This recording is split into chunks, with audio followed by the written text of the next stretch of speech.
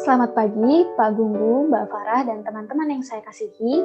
Perkenalkan, nama saya Yudita. Pada kesempatan kali ini, saya akan mencoba menjelaskan pembahasan dari PR AKL sesi ke-6, yaitu E610 dan E611. Pada soal yang pertama, yaitu E610, dijelaskan bahwa tanggal 3 Januari tahun 2016, POP menjual equipment-nya yang memiliki kos sebesar $360.000 kepada Son, yaitu anak perusahaannya dengan kepemilikan 60%, dengan harga jual 2 kali kosnya.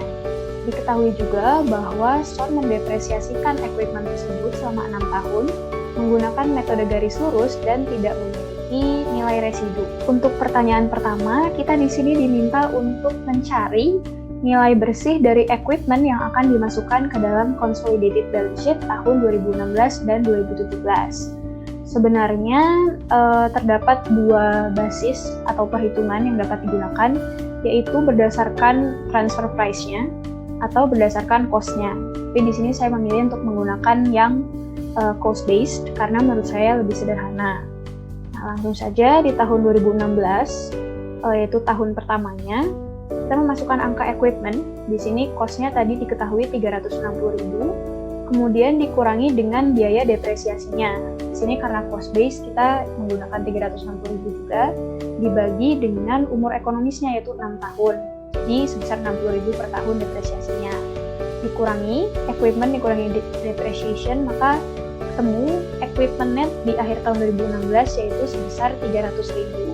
Kemudian di tahun 2017 caranya juga masih sama, namun di sini yang berbeda nilai equipment awalnya, di mana 300.000 ini diambil dari nilai equipment bersih di akhir tahun 2016, 300.000 ini. Untuk besaran depresiasinya sama, maka 300 dikurangi 60.000 menjadi $240.000. Kemudian di pertanyaan kedua, di sini kita diminta untuk menyusun work paper entries untuk transaksi equipment tadi dari POP ke Son di tahun 2016 dan 2017. Di tahun 2016, di sini kita karena belum terjual ke pihak ketiga, maka kita perlu mengeliminasi semua account yang terlibat agar nilainya kembali ke nilai awal. Nah, maka dari itu di sini kita mendebit akun sales, di mana tadi di soal diberitahu kalau nilai jualnya itu twice its cost. Jadi 360.000 dikali 2, 320.000. Lalu di kredit kita di sini ada cost of goods sold, costnya tadi 360. Kemudian dari jurnal penghitungan sebelumnya, equipment-nya ada 300.000 nilai bersih di akhir. Kemudian ada depreciation expense sebesar 60.000. Sedangkan di tahun 2017 di sini kita mencoba untuk mengeliminasi unrealized gain atau unrealized profit, di mana itu terdiri dari equipment-nya sendiri dan depreciation-nya. Nah, tadi equipment di akhir tahun 2017 itu 300 dikurang 60, depresiasinya maka 240. Depreciation di tahun itu ada 60.000 dan makanya di sini besaran investment in Son sebagai akun tandingan senilai $300.000. Oke, sekarang kita lanjut ke soal yang berikutnya yaitu E611. Di sini ada PEM separate income dan set net income di tahun 2016 sampai 2019. Di soal ini kita diminta untuk menyusun sebuah schedule yang menunjukkan penghitungan atas consolidated net income PEM dan subsidiary tahun 2016 sampai 2019. Pertama-tama untuk bisa menghitungnya kita di sini masukkan dulu combine separate income dari PEM dan Son tahun 2016 sampai 2019. Di sini 260 itu dari 200 tambah 60, 220 itu 150 tambah 70, 120 itu 40 tambah 80, 210 itu 120 tambah 90. Itu angka-angkanya ada dari soal yang tadi. Sekarang kita bisa menambah atau mengurangi separate income tadi dengan transaksi-transaksi yang terjadi selama 4 tahun ini. Nah, tadi di soal pertama dijelaskan bahwa akuisisi yang terjadi di tahun 2012 ini nilainya 40.000 itu lebih rendah daripada book value-nya. Nah, ini di-assign ke reduction of plan assets yang memiliki umur ekonomi 10 tahun. Nah, dari situ ini ada amortization of plan assets. Pertama kita cari dulu implied fair value-nya atau nilai 100%-nya 50.000 berarti dibagi dengan 10 tahun untuk mengetahui nilai amortisasinya. Jadi 50.000 bagi 10 tahun akan menambah nilai separate income 5.000 setiap tahunnya sampai nanti tahun umur ekonomisnya habis di akhir tahun 2025 berarti. Kemudian transaksi berikutnya di sini tahun 2016 Sun anak perusahaan menjual land dengan kos 25.000 ke PEM senilai 30.000 harga jualnya. Yang kemudian tanah ini akan dijual kembali oleh PEM di tahun 2019 senilai 35.000. Nah, tadi kan book value-nya 25 dijual ke 30 berarti ada unrealized gain sebesar 5.000. Tapi karena baru terjualnya di tahun 2019, maka ini akan mengurangi net income di tahun 2016 dan baru akan terrealisasi atau menambah income-nya di tahun 2019. Transaksi berikutnya yaitu PEM yang menjual mesin ke Sun senilai book value-nya itu 75.000 dan harga jualnya 100.000 yang kemudian didepresiasi oleh Sun sebesar 20.000 per tahun. Oke, berarti di sini unrealized gain dari penjualan mesinnya ada 25.000, 100 dikurangi 75. Kemudian karena dia didepresiasi setiap tahunnya sebesar 20.000 berarti ada gain dari depresiasi itu senilai 5.000, 25 dan 20 selisihnya.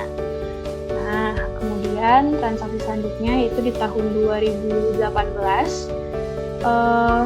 PEM ini membeli inventory dari Sun dengan unrealized profit sebesar 8.000 yang kemudian akan terjual di tahun 2019. Makanya di sini di tahun 2018 dia akan mengurangi net income dan akan menambah atau realisasi di tahun 2019. Kemudian ini tinggal ditambah atau dikurangi saja sehingga akan ditemukan besaran consolidated net income dari tahun 2016 sampai 2019 yaitu sebesar 260.000, 205.000, 122.000, dan 233.000. Nah, tapi perlu diingat bahwa besaran consolidated net income ini itu masih 100%, masih harus kita sesuaikan lagi dengan kepemilikannya PEM Corp, yaitu 80%. Nah, di tahun 2016, 60.000 ini merupakan separated income milik Sun, dikurangi 5.000 dari sini, unrealized gain on land, ditambah 5.000 dari amortization of assets. Kemudian dikali 20% yaitu non-controlling interest-nya. Maka ditemukan controlling share of net income itu 248.000 di tahun 2016. Nah, kemudian di tahun 2017 sama, ini separated income Sun-nya 70.000 ditambah dengan 5.000. Nah, kenapa nih cuma 5.000 doang? Padahal di sini ada 5.000, ada min 25.000. Nah, yang kita masukkan ke perhitungan non-controlling ini hanya yang ini, amortization of fixed assets. Nah, kemana nih yang dua? Nah, kalau kita balik ke soal, penjualan mesin itu berasal dari PEM ke Sun atau downstream sales.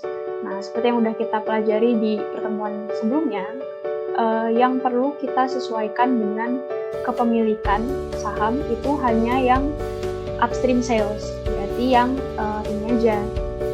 Sini nggak ada bahkan land dan profit dari inventory ini nggak ada di tahun 2017. Nah, makanya yang kita masukin cuma yang amortisasi plant assets. Nah, ketemu tuh nanti dikali 20%, berarti akan mengurangi consolidated net income-nya sebesar 15.000 dan akan ditemukan bahwa controlling share of net income di tahun 2017 yaitu sebesar 190.000. Oke, kemudian di tahun 2018 di sini 80.000 juga merupakan separated net income-nya Sun.